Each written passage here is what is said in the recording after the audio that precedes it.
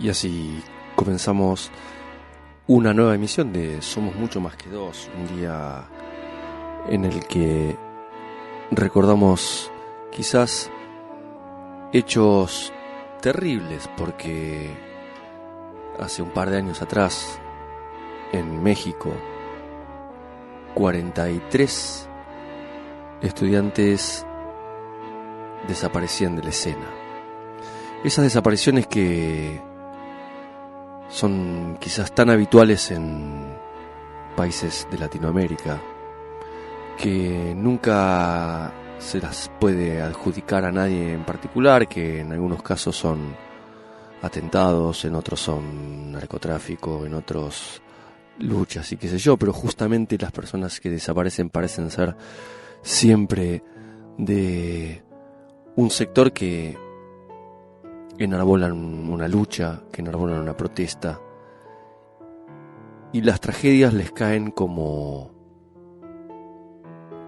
por casualidad o por esas cosas del destino a los luchadores. En México hace un par de años 43 estudiantes desaparecían. Es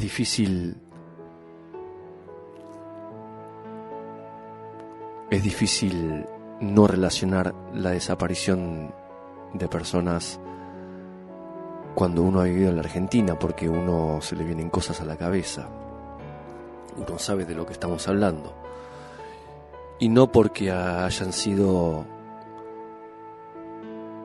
unos en unas épocas 30.000, sino porque no es la primera vez que sucede, si bien sucedió en mayor medida en el proceso militar. Casualmente en Latinoamérica la gente que desaparece de la vista es la que está en lucha. Uno no puede acusar a nadie ni puede adjudicar hechos inciertos precisamente por inciertos. Pero quizás uno empieza a pensar que las casualidades no existen. En Latinoamérica quizás la vida de la gente no valga lo que en otros lados. Quizás para muchos algunas desapariciones no sean lo suficientemente costosas o dolorosas. Es así el pueblo de Latinoamérica, un pueblo que se quedó en el olvido, en la falta de consideración. Y hoy nos acordamos de 43 de estudiantes mexicanos que desaparecieron, pero nos acordamos de todos, que casualmente son desapariciones de gente que lucha. Esas cosas de la casualidad latinoamericana, y que quizás alguno con un poco más de conocimiento se atreva a explicar. Y por este motivo nos comunicamos hoy con Guillermo, que desde México nos está escuchando. Lo tenemos ahora conectado en este momento. No quisimos cortar la conexión porque nos costó mucho conectarnos con él. Estuvimos un rato largo probando. Guillermo no es mexicano, es argentino, y forma parte de esas almas que dejaron su lugar, que se tuvieron que ir a hacer cosas a otro lado, y que en cierta forma forma parte de la misma historia que los desaparecidos, si bien con un poco de mejor suerte, y acaso solamente un poco de mejor suerte. Así que bueno, los voy a, sin dar muchas vueltas porque lo tengo conectado, voy a hablar y voy a dar la bienvenida a Guillermo. ¿Qué tal, Guillermo? ¿Estás por ahí? Muchísimo gusto, Gus. Muchísimas gracias por invitarme a tu espacio. Un abrazo y un saludo grande desde México a ti y a tu auditorio. Y bueno, aquí ahora sí una víctima más, como somos todos, de este desplazamiento, de este exilio forzoso que el neoliberalismo nos empuja a hacer, ¿no?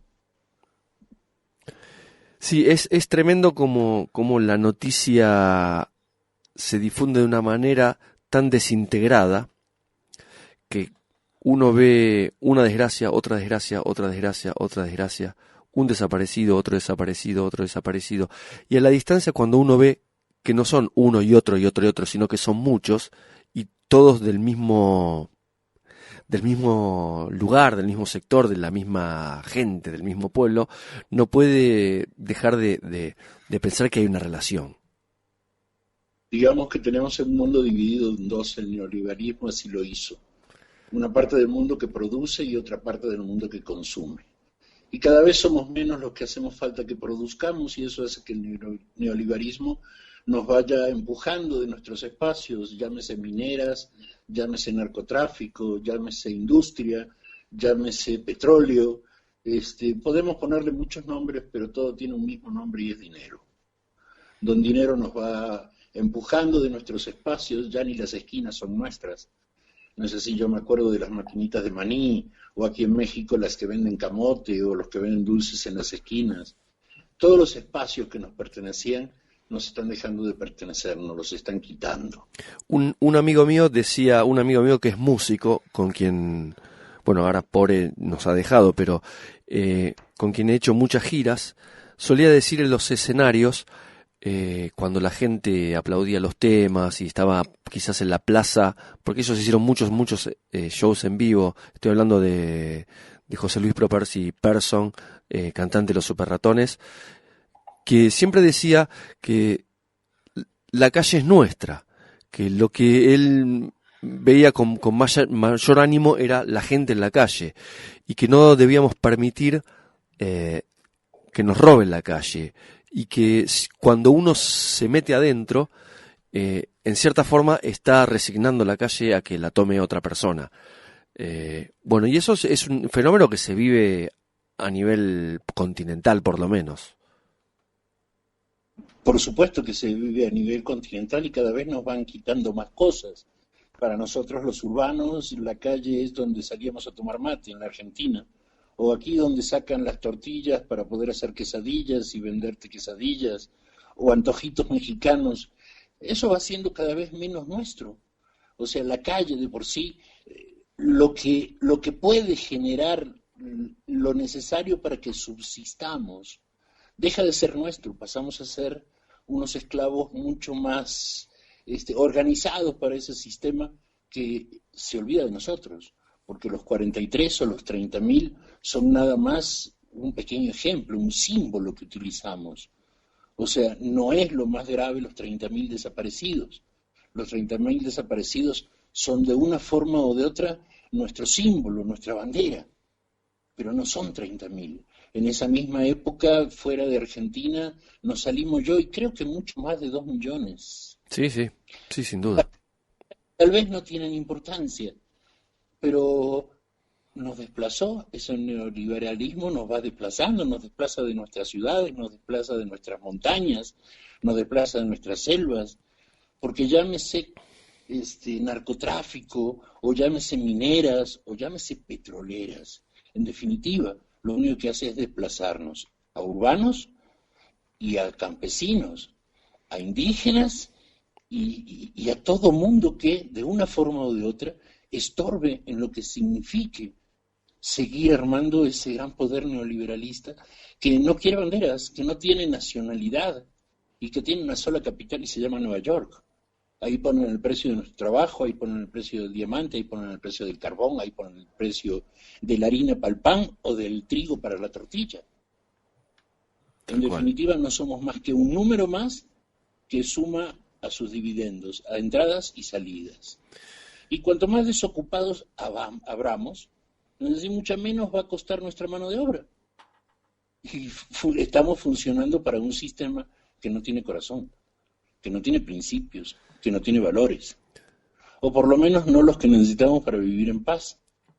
Vos sabés, Guillermo, yo te escuchaba decir que a más desocupados, más barata la mano de obra, que es un concepto que mucha gente lo conoció hace muy poquito. O sea, obviamente es la forma de negociar sueldo que tiene el neoliberalismo, pero para muchos esta idea, conocer esta idea, ha sido un hecho moderno, un hecho casi reciente. Aquí se empezó a hablar esencialmente hace un año de eso, de que la desocupación es necesaria para el neoliberalismo porque con la desocupación negocian mejores o negocian peores sueldos, digamos, mejor negocio para ellos. Allá en México, ¿se habla de lo mismo? ¿Existe el mismo concepto instalado? Supuesto, por supuesto. Digo, desde el punto de vista que un país que hizo su revolución en tren, que en tren liberó su país, en este momento los trenes ya no funcionan, porque conviene más vender 100 camiones que cargar un tren. Todo funciona en base al consumo y a la producción. Y a los únicos que beneficia el consumo y la producción son los capitales. Tal cual. Entonces, si queremos ver las cosas de otra manera, es equivocarnos. Y para Argentina no es nuevo. Yo voy a cumplir 64 años y me acuerdo de cuando tenía entre 15 y 20, cerraron un montón de fábricas. Uh-huh. Vivía en un lugar que se llama Herli, Uh-huh. en donde transformaron en grandes viviendas para mucha gente que no tenía casa. Entonces, no es nuevo, porque eso fue mi juventud y es la juventud de los que le toca vivir hoy. Es un proceso que vamos viviendo. También hay una cosa que es cierta, la derecha es capaz de conseguir el poder. Le cuesta mucho tiempo mantenerlo porque no hay ideales, porque no hay un alma detrás de todo eso. Hay solo un material. Somos solamente una herramienta de ese neoliberalismo. Sí, Entonces, por supuesto que lo sufrimos en todas partes de Latinoamérica. Y ojalá fuera Latinoamérica. Ya lo estamos viviendo en todo el mundo. en todo el mundo. Detroit, Sí. Detroit, que era una de las ciudades más importantes y con una economía más fuerte de los Estados Unidos, se ha transformado en una gran villa miseria. Sí, sí, sí. Tenemos Sí. valores seres humanos. Y los... Ya no importa gringos, venezolanos, argentinos o neozelandeses. No, eso está ocurriendo hasta en Suiza. Sí, sí, en pleno París, ¿cuándo fue el Puesto viernes? que mucho menos en Suiza, ¿no? Sí, sí, por En supuesto. Suiza pasarán de la calefacción a prender un calefactor un ratito, y en la Argentina pasaremos de comer carne a comer zapallitos, ¿no? Uh-huh. Pero ese neoliberalismo ya se siente, ya los espacios no son nuestros, ya intenta salir a vender algo a la calle. ¿Y percibís ahí en México la disconformidad? Y, a ver, acá hay como una gran parte de la sociedad en Argentina que tiene el neoliberalismo como foco claro de este malestar que se está viviendo. O sea, mucha gente es consciente de que es el sistema neoliberal, pero no es la primera vez que tenemos neoliberalismo y yo creo que las veces anteriores la gente no ha sido tan consciente. Ahora está como mucho más presente la idea de que el neoliberalismo es el causante. ¿En México es también así? Esto, digo, así es en todo el mundo en este momento. Ya no existe otra forma de sobrevivir. Tiene que costar lo mismo un McDonald's en Asia que un McDonald's en la Patagonia, porque es mucho más fácil para la contabilidad de ellos. Es una hamburguesa. No se tienen que poner a pasar de dólar a dólar canadiense a peso mexicano o a bolívar venezolano. Ya no es así. Ya no es así. Y aparte, si sumamos que en esos países ya el consumo ha disminuido, y bueno, de una forma o de otra nos están atosigando. Aquí en la Ciudad de México hay 4.700.000 autos. Uh-huh. Así, todo eso quiere decir que de 15 millones de habitantes que tiene, o 20 millones de habitantes que tiene esta ciudad, pues sigue siendo minoritario Claro. nuestro acceso a poder subsistir. Claro, Ya claro. el derecho humano ya se nos jode hasta subirse a un subte en Argentina o metro, como le decimos aquí. No. O sea, Sí, sí, ya decime. es, ya es inhumano no tener con qué ir a comprar, ya es inhumano que toda nuestra salud esté en manos de 5 empresas, que lo que bebemos esté en manos de 3 empresas o 4, que lo que comemos esté en manos de 3 empresas, cuando antes eran muchos pequeños productores los que nos daban de comer, ¿no? Uh-huh. Uh-huh.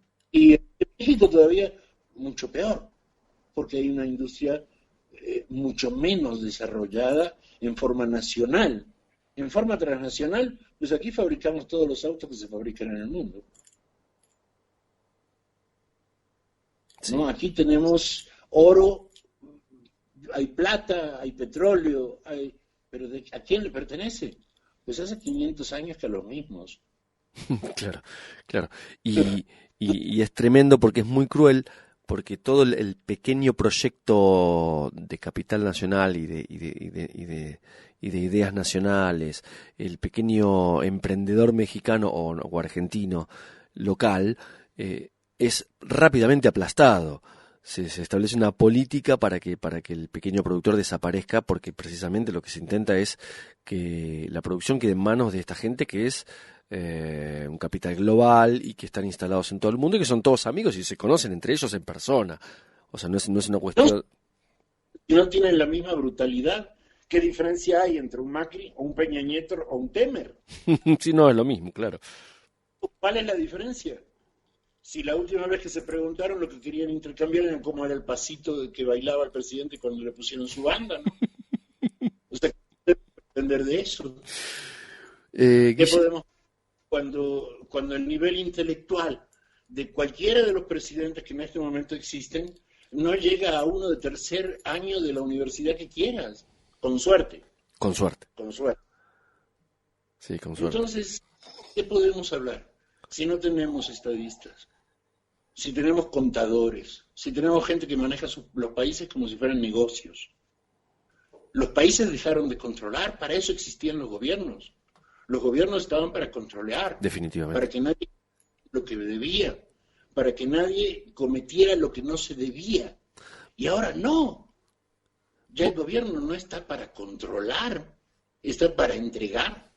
Vos sabés que hay una moción que se presentó hace un tiempo, yo no sé en qué quedó, si la olvidaron, si se hicieron los tontos y no hablaron más de eso, o si fue rechazada, pero se quería hacer que por volúmenes de dinero, eh, las grandes empresas transnacionales tengan una banca en la ONU como si fueran naciones. De hecho, se habló en un momento de que la 10ª nación, por la cantidad de volumen negociado, era Walmart.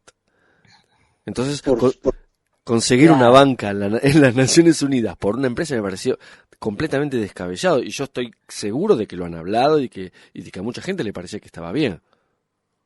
Mira, podemos decir que en México tenemos un presidente que le hace publicidad a la Coca-Cola, diciendo que toma Coca-Cola. Y tenemos un presidente en Argentina que le hace publicidad a McDonald's. Sí, tal cual. A ver, o sea, y no estamos inventando nada. No estamos inventando nada. Tenemos un presidente que aquí, a ver si me explico, inventa que toma presos narcotraficantes y tenemos un presidente en Argentina que monta toda una telenovela arriba de un colectivo. A Perdón, ver, perdón, ¿puedo reírme, Nico? Nora, ¿cómo estás? Norita, Norita, buenas noches, Guille. No, noche, esto nos superó a todos. Es una novela, pero ¿sabés qué? Kafkiana. De terror no, es esto, de terror. Lo peor kafkiana. de todo es que el pueblo manso y tranquilo los deja continuar. Mira, si Kafka llegara a nacer y ve a Macri haciendo publicidad de McDonald's y al presidente de México haciendo publicidad de Coca-Cola, rompe sus libros. Claro. Creo que sí. Lo de A la ver, cucaracha ya queda no me podés en la decir. nada. ¿De qué kafkiano me podés decir cuando tenemos un presidente que hace publicidad para Coca-Cola y otro para McDonald's? ¿Y para qué me sigo con Temen y para qué me sigo más allá? A ver, cuando ya el nivel intelectual de la gente que nos gobierna está a la altura de un empresario, cuando el anteúltimo presidente que tuvimos en México fue presidente de la Coca-Cola antes de ser presidente del país, Imagínate, ¿no? claro. O sea, tenemos un Fox que antes de ser presidente de México fue presidente de la Coca-Cola. Ya Basta. no hay disimulo. No, no hay disimulo. No, no Ya hay se disimulo. No les trabaja importa y, absolutamente nada. Lo que quiere y ve decir Que nos con están una... subestimando demasiado. Entonces, ¿qué es lo único que nos queda? Y bueno, lo único que nos queda es el poder de la decisión. Y hasta que no lo tomemos, hasta que no sepamos que de la única forma que podemos, ¿cómo puedo explicar? Hacer a un costado ese poder, es empezar a creer cada vez menos en esas instituciones. No existen. No existe una institución donde la Coca-Cola puede contratar al presidente para que diga que toma Coca-Cola. Claro. Para que el señor presidente de la Argentina se ponga a servir hamburguesas en un McDonald's. Promoviendo que es el mejor primer empleo para los jóvenes. Imagínate. Servir hamburguesa por 2,50 y encima en negro. De terror. De terror. Por supuesto que es de terror. ¿Y qué tienen que hacer? Destrozar nuestra industria. Ellos trabajan para los grandes capitales. Ellos trabajan para los grandes capitales. Uno con la Casa Blanca, el otro con los Canada Papers. O sea, a cada quien se le descubre. ¿Cómo van a hablar de llamar inversiones si ellos son los primeros que ponen sus inversiones fuera del país? Tal cual. Guillermo, hay un economista. Yo siempre, cuando surge este problema de la globalidad y de cómo las transnacionales se van como apoderando de todo, hay un economista muy interesante, yo lo sigo, no me pierdo ningún programa, se llama Max Keiser. Actualmente creo que está emitiendo en el programa en la emisora RT, que es creo que rusa, y yo lo sigo siempre, y en un par de episodios nombra un hecho que para él es inminente, que es, él lo llama así, la insurrección mundial de los trabajadores contra el capitalismo global. Él dice que ya ha comenzado, que todo el malestar que se vive en el mundo ya es esa insurrección, y que la próxima crisis financiera que se está gestando él explica, ¿no? Y porque por la falta de respaldo de las divisas, etcétera, etcétera, dice que va a ser mucho más catastrófica que en el 2008, y que lo que va a provocar es una insurrección, que todo esto del capitalismo global va a volar por los aires. Es más, él tiene 2 o 3 frases que las repite y dice que a los banqueros los van a despellejar. Y yo recuerdo un momento en una charla, dice, no quiero decir que los vayan a quemar en la plaza. Bueno, sí, quizás los quemen en la plaza, dice. ¿Vos creés que hay como una especie de conciencia de que el trabajador de México y el argentino y el brasileño se tienen que comenzar a unir y comenzar a hacer acciones conjuntas como para combatir esto que está pasando, o todavía la gente está como en babia? Todavía la gente está como en babia porque tenemos una gran droga que se llama los medios electrónicos de comunicación. Nosotros mismos como generación, y hablo de nosotros los que tenemos más de 60, creo que vos debes bastante menos. 48. Bueno, bastante menos. De una forma o de otra, nosotros mismos educamos a nuestros hijos a aprender sentado frente a una pantalla. Sí, tal cual. Entonces, el solo hecho de que haya una pantalla prendida, la pantalla es la que dice la verdad. La pantalla es la que nos enseña a enajenarnos. O sea, es peor que la marihuana, es peor que cualquier otro enajenante.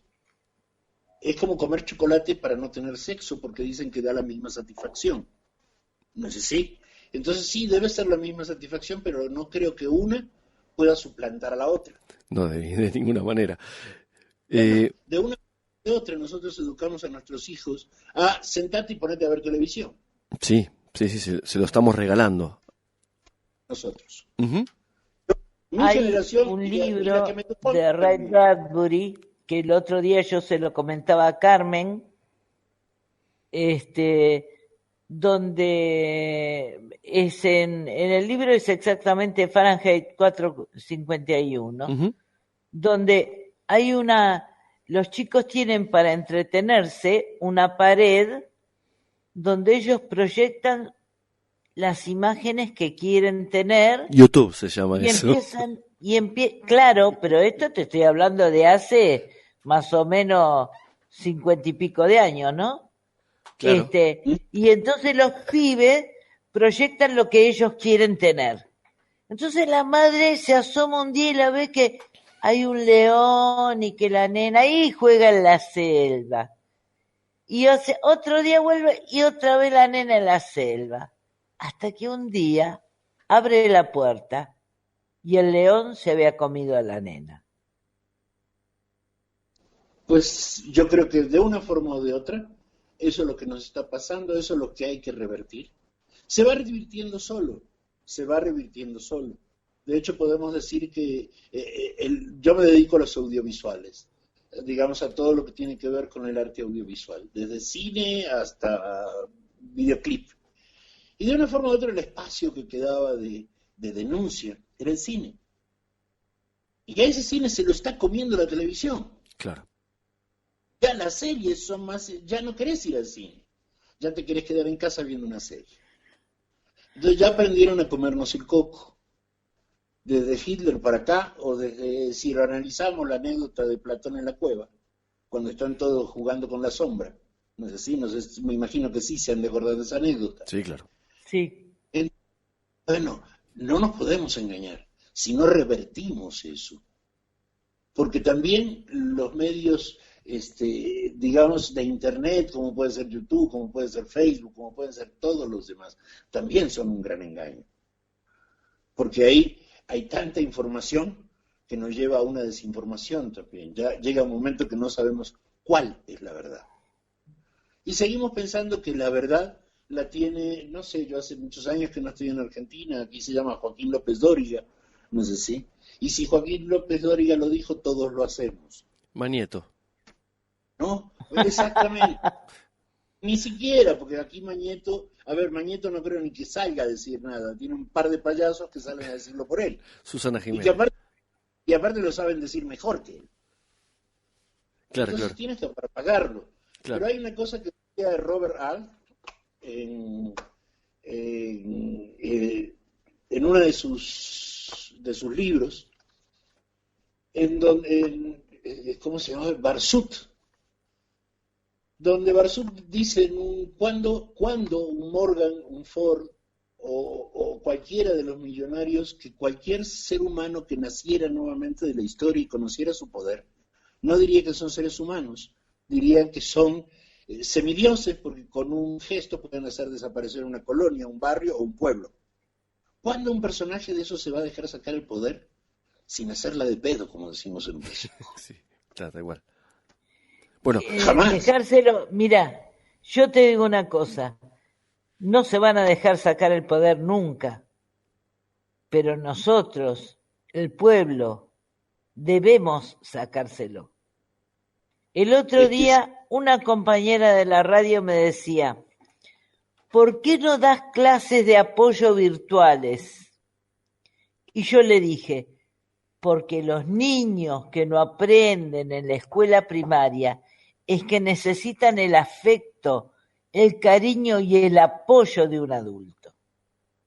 Entonces nada puede reemplazar el dejate de joder, el bueno, vamos, el te sirvo un té, el te doy un bizcochito. ¿Me entendés? Eso Total. por internet no se hace. Pero tenemos una gran ventaja. Tenemos una nueva generación que es mucho más crítica que nosotros. Y espero yo que en eso esté la solución de nuestro futuro. Mientras tanto, hay una sola cosa que nosotros podemos hacer, que es negarnos a esas instituciones. Y aunque parezca una mentira y una idiotez, dejar de tomar Coca-Cola puede ser una muy buena herramienta.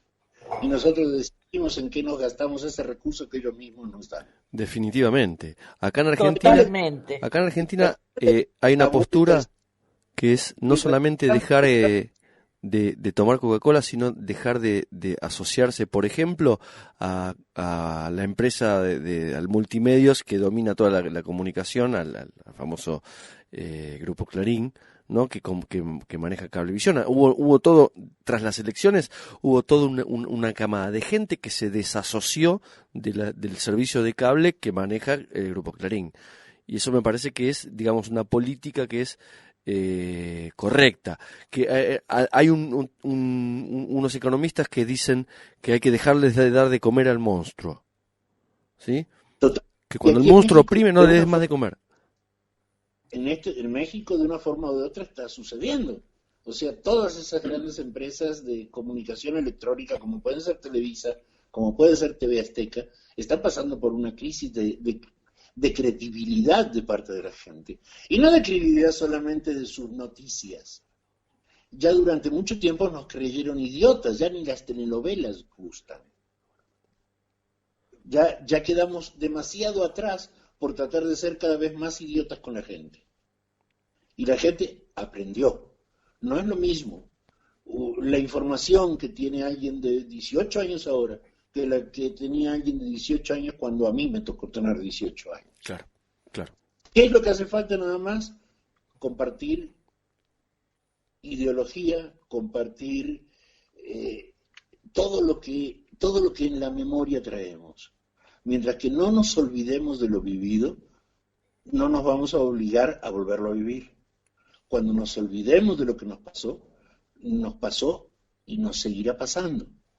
Y creo que de una forma u otra eso es lo que le pasó a la Argentina hoy. Uh-huh. ¿Qué me deja contento de eso? Que hay un 40% de personas que no piensan así. Cuando yo me tuve que salir de ese país, había un 80% de la gente que no pensaba así. Que llamaba por teléfono a la policía cuando veía a alguien raro en una esquina. Y son menos los que quieren tomar venganza por su propia mano que los que creen en la justicia. Siguen siendo muchos menos.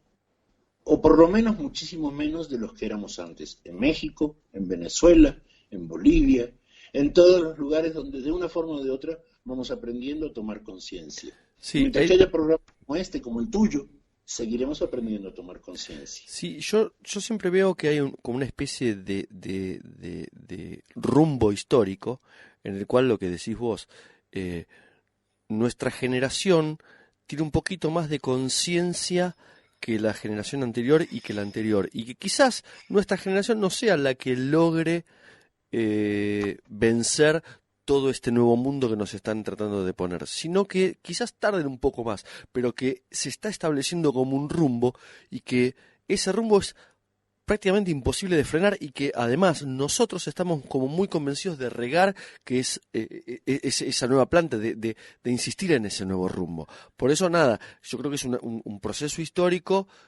quizás veamos el resultado nosotros mismos, quizás no, pero yo creo que el avance sí es lo que se ve. Lo estamos viendo, lo estamos viviendo. Si miramos un poquito para atrás, había un circo romano donde un montón de gente aplaudía porque un león se comía a un cristiano.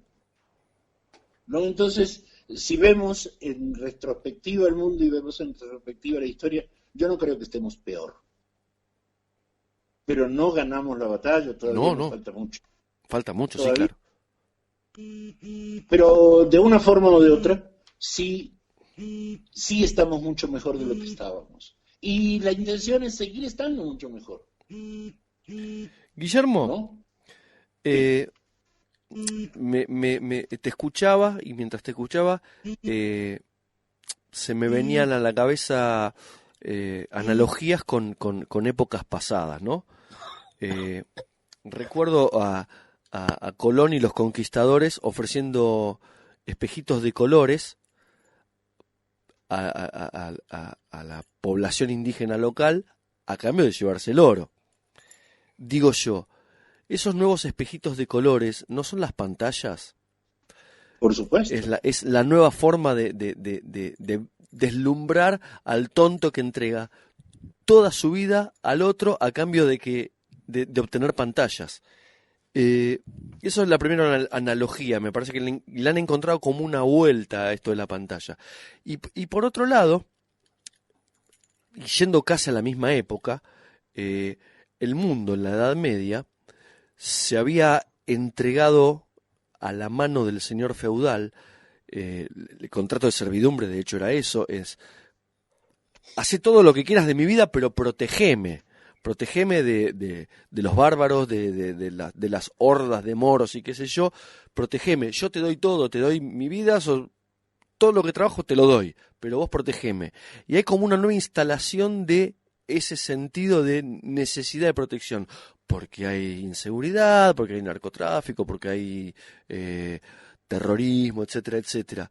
La pregunta es, de todo esto, ¿qué es real y qué no? Mira, lo real es que de una forma lo que necesita ese poder, lo que necesita esa gran industria, lo que necesita ese neoliberalismo, es que produzcamos y que consumamos. Mientras que produzcamos y consumamos van a seguir existiendo. Si es como gobierno, por una parte de eso que le damos, que se llama impuestos. Y si no, ¿qué te puedo decir? O sea, ya está todo dando vueltas. ¿Qué es lo que falta? Valores. Todo está dando vueltas alrededor de lo mismo.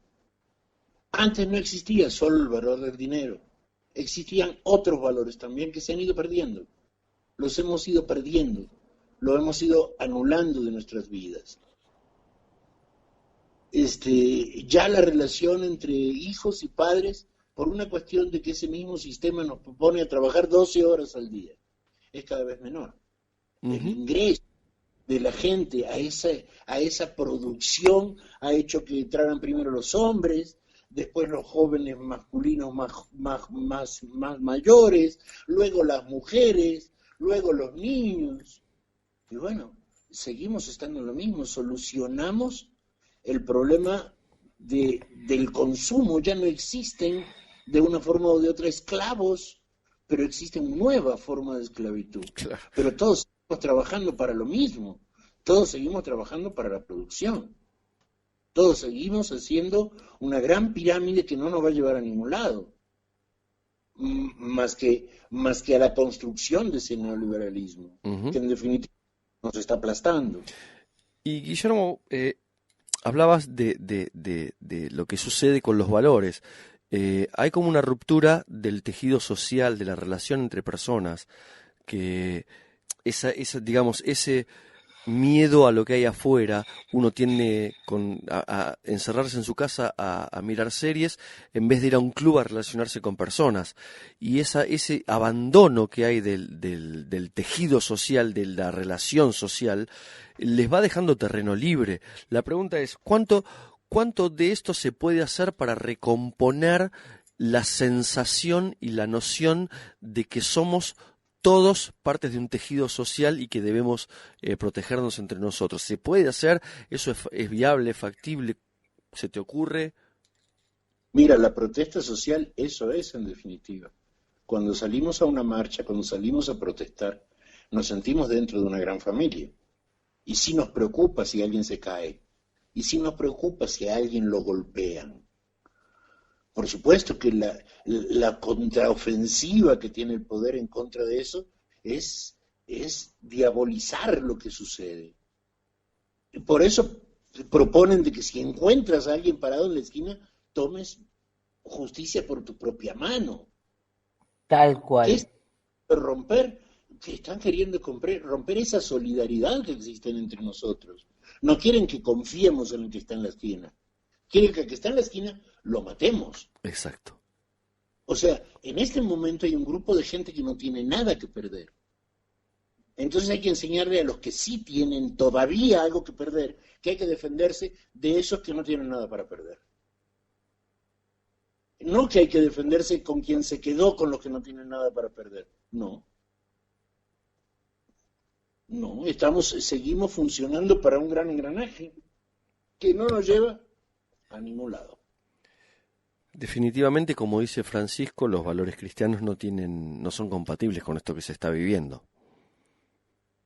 Y los valores cristianos sí son compatibles. Lo que se acabó es esa piedad cristiana que hasta hace poquito todavía existía. Ya ni los mismos curas la tienen. O sea, a ver si hablamos de la teología de la liberación, todavía existe en Latinoamérica. Oh, sí, por supuesto. Digo, no solamente, sino que son enemigos también de ese sistema. Hasta Francisco es ahora enemigo de ese sistema.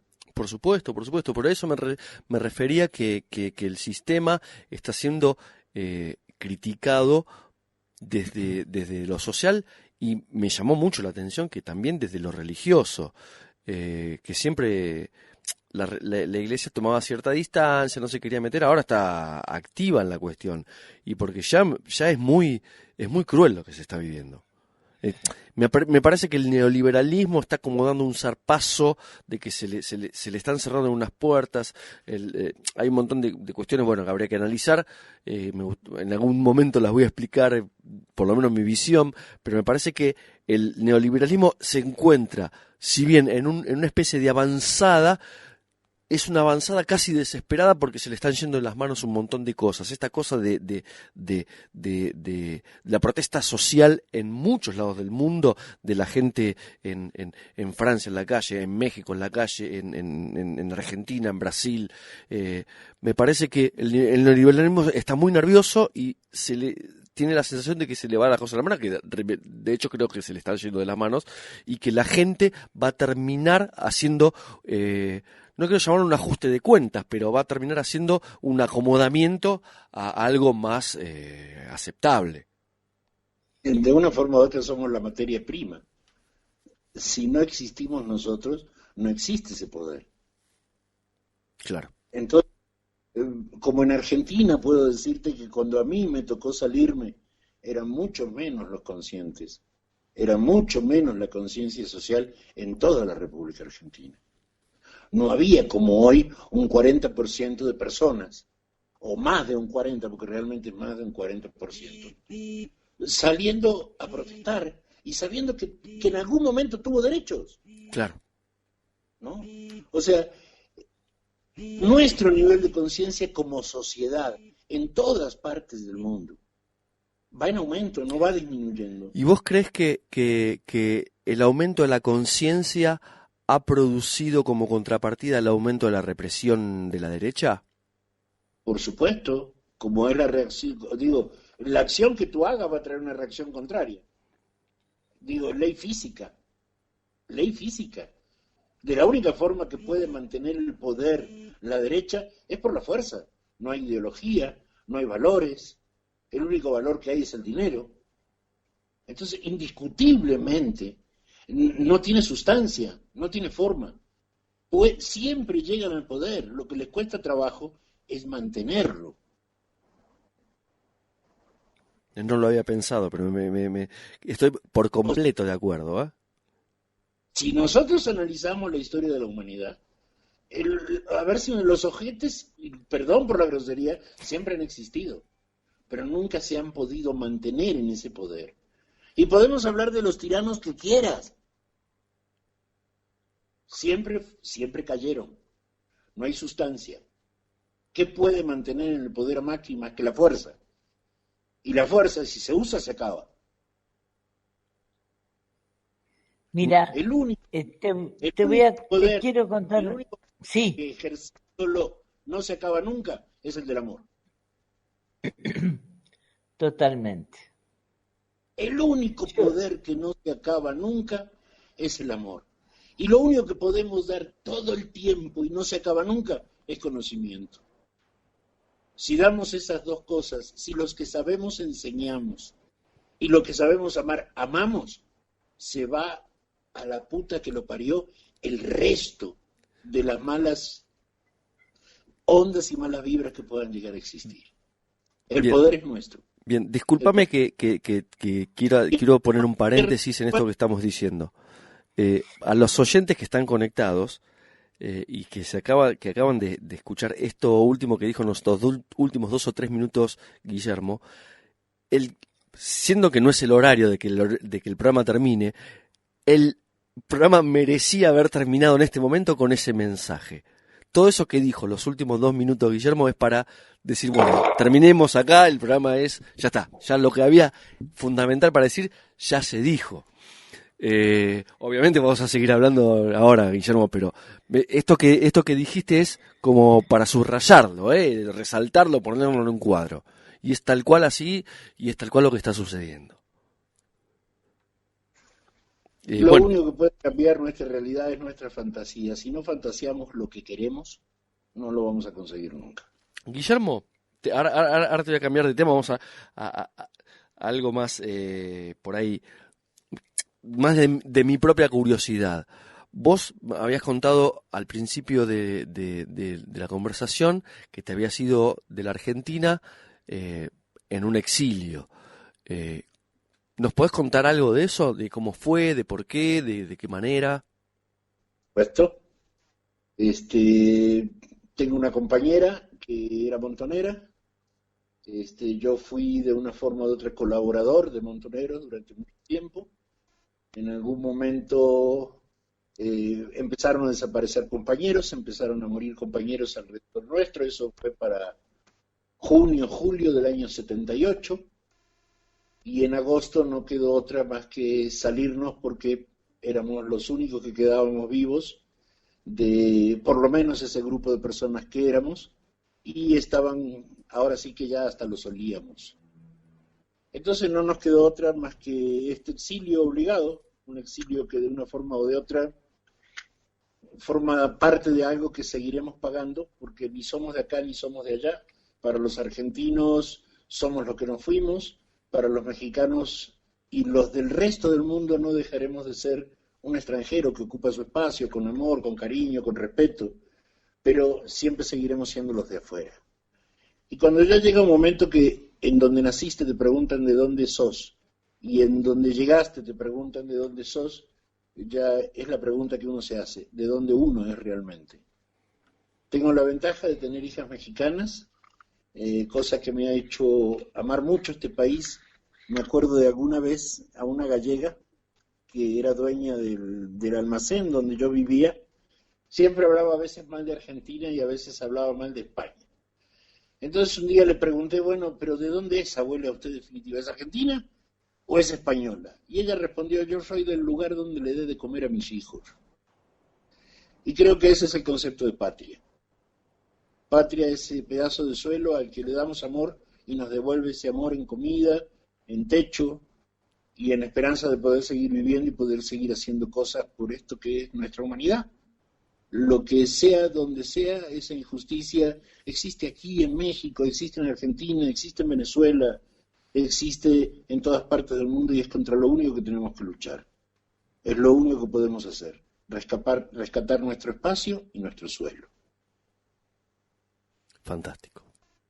Bueno, Guillermo, nada, a mí Gracias por esta oportunidad. Por favor, gracias a Creo vos. que muchos paisanos argentinos aquí en México que les interesaría estar en tu programa y que luego te haré llegar porque aparte hay gente que puede hablar con mucha más conocimiento del que yo tengo. Fantástico, me encantaría. Me encantaría. Sí, pasarle la forma de ubicarme.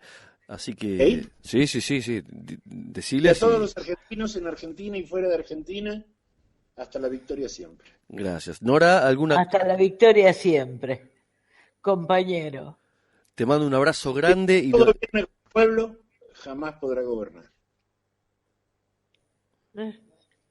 Bueno, te mando un abrazo grande, muchas gracias. Gus, Nora, lo mismo. Desde aquí, desde Un México. abrazo, Guille. Un abrazo y un orgullo Gracias. haberte tenido en el programa.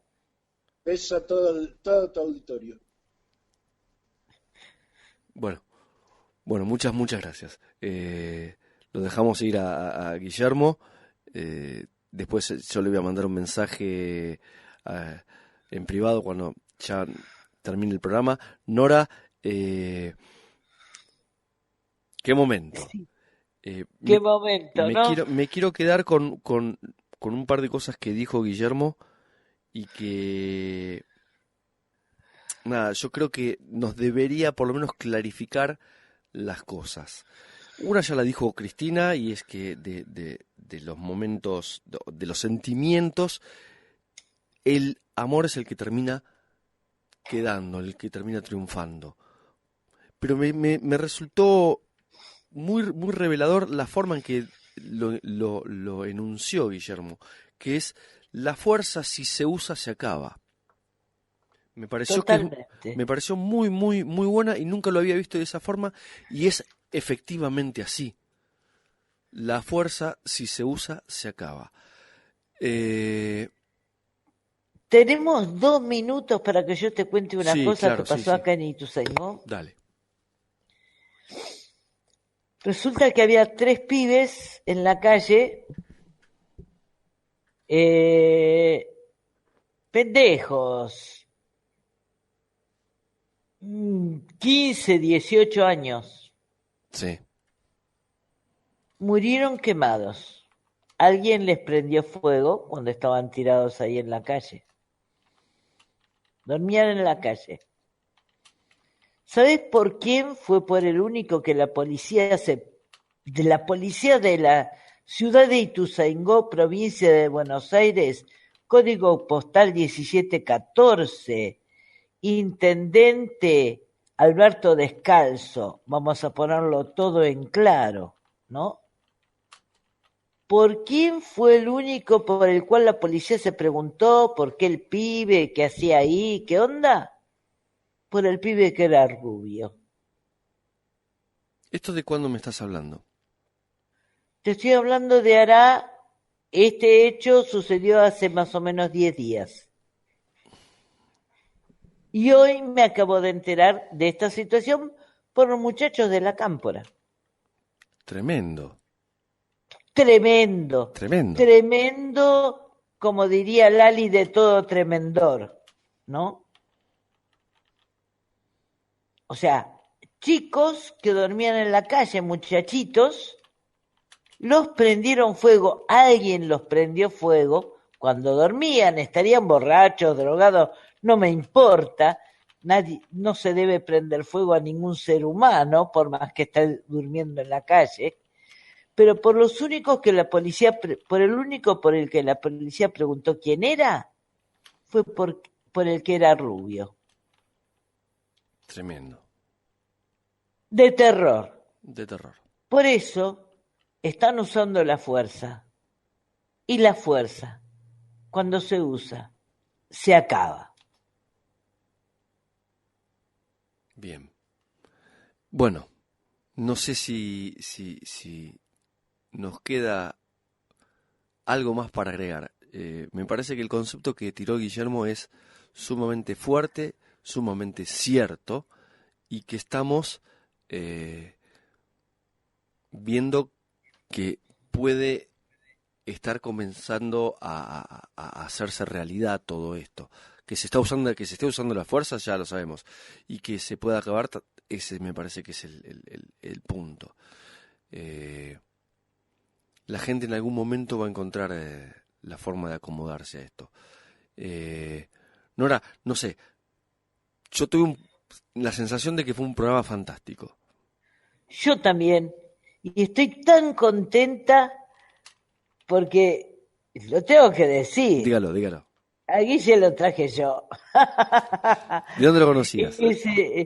Yo lo conocí porque la hermana de él estuvo viviendo conmigo un tiempo. Él se llama Guillermo Buigas, ella se llama Zulema Buigas, Uh-huh. dos luchadores. Ella, como era más chica, se quedó en Buenos Aires porque ella es menor que yo tengo 62, Guille tiene 64, Zule debe tener, calculale, y si le pongo de más me va a pegar, ponele un 57, un 56, ¿no? Uh-huh. Cuando él se fue, ella era chica. Y él se fue en la época jodida, 75, 76, cuando yo tuve a mi primer hijo. Hubo que vivir acá y bancársela y esconderse, y voy a decir una cosa que el otro día le decía